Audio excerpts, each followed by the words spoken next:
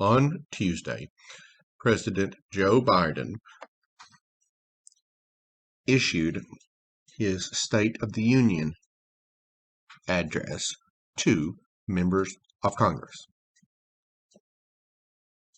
During the address, he made a remark which has not, to my knowledge, been as analyzed as perhaps it should be. He stated that the United States would need the petroleum industry for another decade. I don't know if this was an olive branch to the GOP, a reaction to the rising energy prices of the past year, or a reaction to the midterm elections of last year. But it is a fulfillment of a prediction I made 2 years ago. 2 years ago, in a broadcast, I will share the address of in the show notes, I urged Democrats and Republicans to calm themselves over anticipation for the Biden administration's actions. I suggested there were several ways the Biden administration would behave similar to the Trump administration, and one was a hard line on Iran. My justification ran that we would need petroleum from Saudi Arabia, and that the Biden administration would be promoting a ecologically friendly agenda here in the United States. I do believe we are going to issue a hard line on Iran, but mainly because of their direct involvement in Ukraine. However, the past year has shown that high energy prices cannot coexist with a successful economy.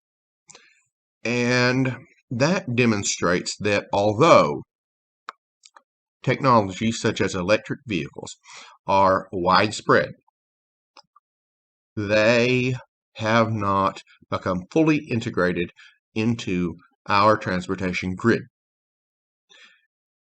We are in an age of uncertainty about technologies such as electric vehicles.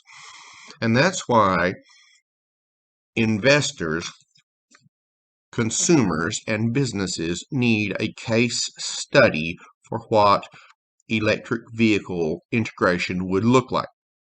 And we have such a case study.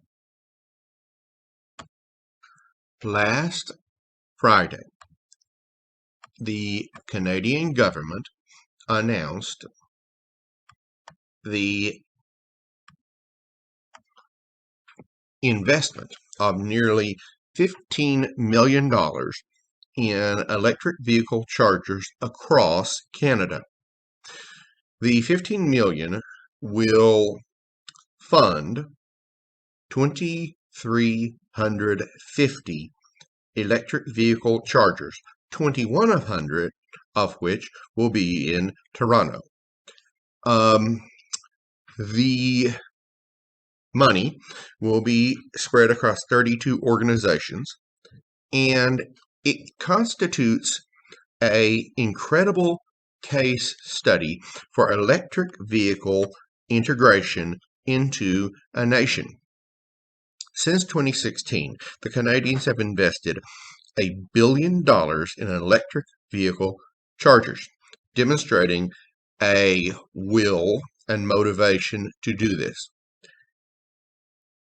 Of the planned 50,000 electric vehicle chargers, 34,500 have been installed.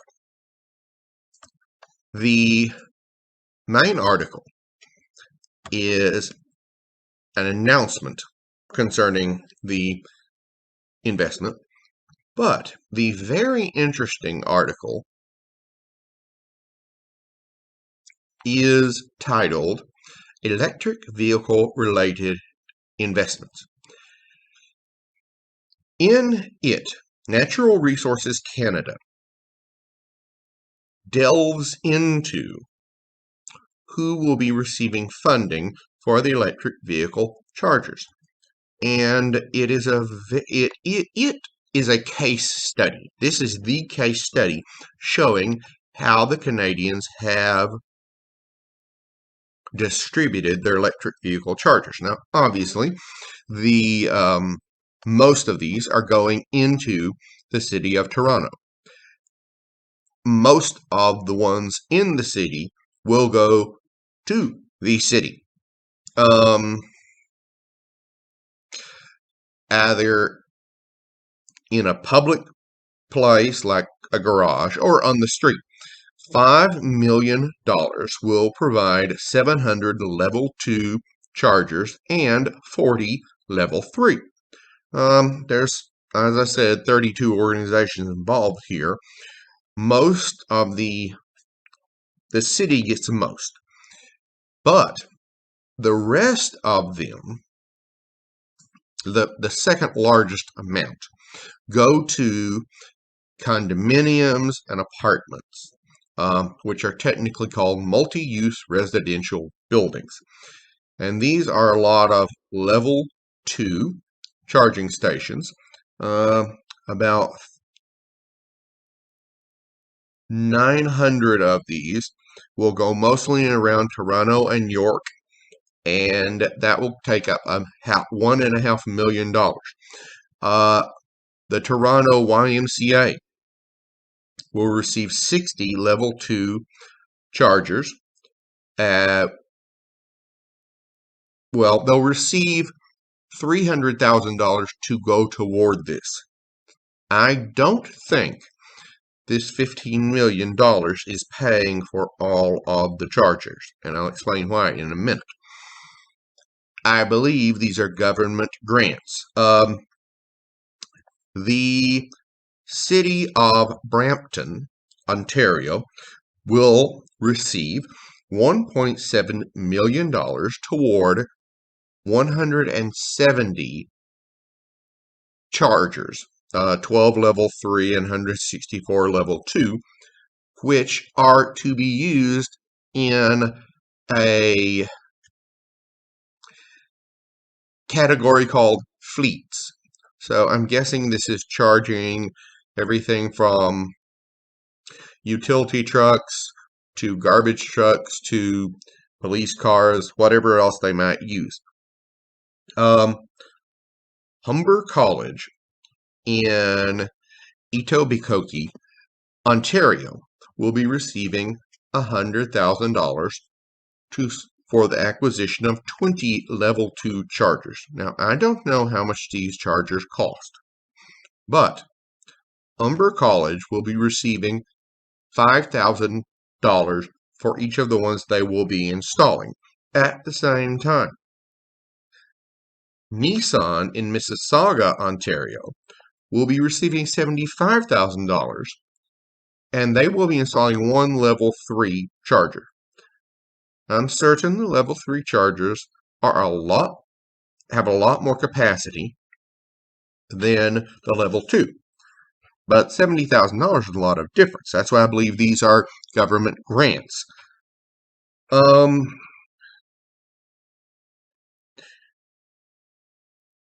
Most of these chargers that don't go to the city of Toronto or apartments go to energy corporations and other businesses which want to power their fleets. Now, this is a good case study for the United States, and there are several reasons for that. And the best one place you could go to learn more about a case study in electric vehicle charging is the Ivy Charging network website, which I'm showing on the screen and will put in the show notes. The IV charging network over the past 2 years has installed 58 level 3 fast chargers in 16 locations. These are 150 kilowatt chargers.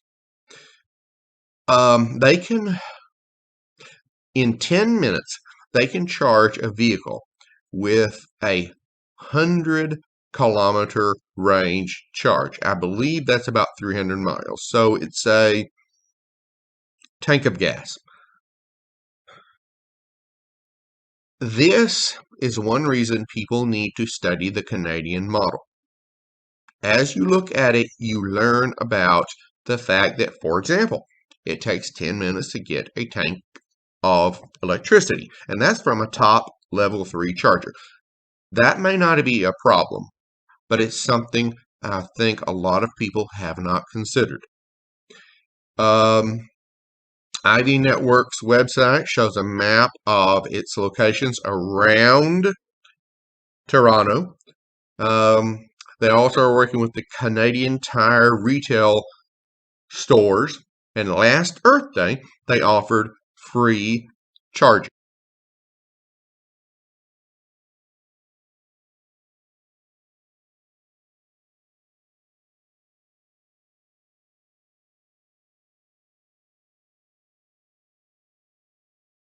Hello, I'm Joan.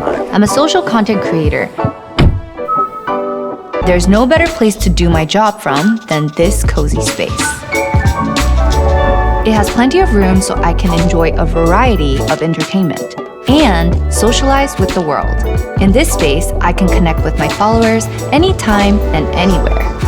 Awaken your world. Electrified Streamliner. Ionic 6.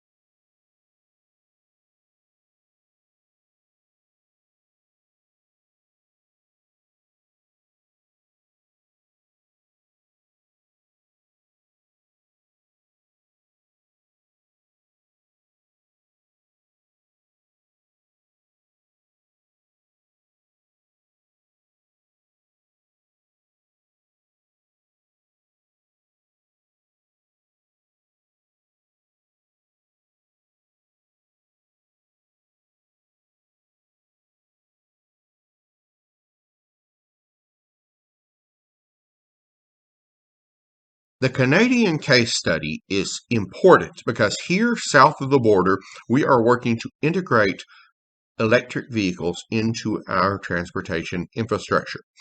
And here in South Carolina, this recently has become a very big deal with BMW expanding its electric vehicle footprint. Well, it's not just here. In last week, on Monday, Governor Brian Kemp of Georgia announced that SK Battery America had already finished hiring 2,600 employees 2 years ahead of schedule. And furthermore, would be hiring 400 more employees to meet the growing demand for electric vehicle batteries. The two plants are near Commerce, and they are doing quite well. In fact, it's not just SK Battery that is hiring. Governor Kemp also was able to announce on Wednesday that Korean auto parts supplier Seonyeon EHWA would create nearly 1,000 jobs in Chatham County in Georgia. That's a $76 million investment for 740 jobs. The company already has a LaGrange, Georgia factory, which has 630 jobs. And these are very good reasons why we need to use Canada as a case study for electric vehicle integration. The Canadians are several years ahead of us, probably at a decade. By looking at Canada, by studying how they have worked with this, by studying the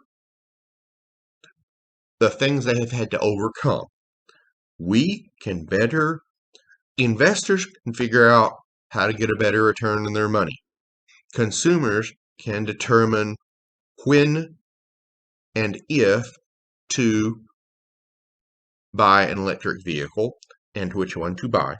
And companies can better understand how to include electric vehicles in their plans for future growth.